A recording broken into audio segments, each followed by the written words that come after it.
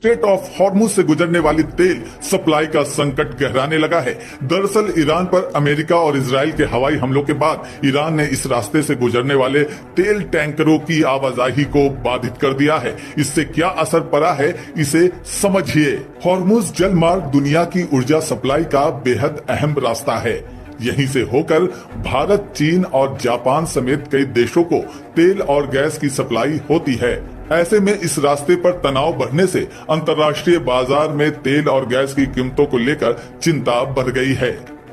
भारत में भी इस संकट की आहट सुनाई देने लगी है। बिहार समेत कई राज्यों में कमर्शियल गैस सिलेंडर की सप्लाई प्रभावित होने की शिकायतें सामने आई हैं। पटना से लेकर अयोध्या तक कई जगहों पर लोग सुबह से ही गैस एजेंसियों के बाहर लाइन लगाते दिखाई दिए। खास तौर पर होटल, ढाबों और रेस्टोरेंट के कारोबार से जुड़े लोगों की परेशानी बढ़ गई है। जो रेट पहले ही से बढ़ा हुआ है उसका तो मतलब पूर्ति नहीं हो पा रहा है, और बढ़ के जो रेट होगा तो कितना मतलब पब्लिक पर असर पड़ेगा उसका वो तो वही जानेगा। सीधा कितना गैस का दाम हो गया, कितना 900 कुछ रुपया रेट हो गया, उतना ही तो हाँ 1000 पार होगा तो कहाँ से आदमी कुछ कर पाएगा। उसका तो ऐसा नहीं होना चाहिए, रेट नहीं बढ़ना चाहिए। हाँ ये तो गलत है, रेट नहीं बढ़ना चाहिए। इस सब के लिए सरकार इस पर ध्यान देना चाहिए। सरकार को चाहिए कि इसको इस पर विशेष ध्यान देने के लिए, इसलिए गरीब अमीर सभी के लिए ये जो है गैस जो है सभी के लिए, सभी जरूरतमंद का चीज़ है, इसलिए इसको रेट नहीं बढ़ना चाहिए। ये तो मोदी का करिश्मा है।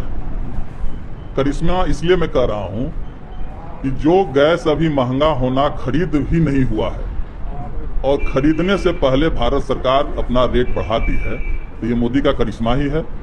क्योंकि जो गैस में दाम बढ़ने की बात है, गैस जहाँ से सप्लाई होता है, जहाँ से आता है, वो महंगे दर में अभी क्रय नहीं हुआ है।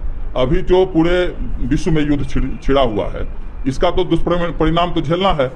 और उससे ज्यादा है कि इनके जो अंबानी है और अडानी हैं, जो गैस के बड़े बड़े संयंत्र लगाए हुए हैं, उनको बिफोर फायदा इन्होंने दे दिया है कि अभी गैस खरीद नहीं हुई और महंगा कर दिया गया। ये तो मोदी का ही करिश्मा है, और ये करिश्मा लगातार चलता रहेगा जब तक मोदी से मुक्ति नहीं होती। इस बीच भारत के पेट्रोलियम मंत्री हरदीप सिंह पुरी ने स्थिति को लेकर भरोसा दिलाया है। उन्होंने सोशल मीडिया पर कहा कि भारत की ऊर्जा सप्लाई अलग अलग स्रोतों और रास्तों से जारी है और घरेलू उपभोक्ताओं के लिए गैस की कोई कमी नहीं होगी। मंत्री के मुताबिक घरेलू उपभोक्ताओं को सीएनजी और पीएनजी की 100% सप्लाई दी जा रही है, जबकि उद्योगों को 70 से 80% तक आपूर्ति जारी रहेगी।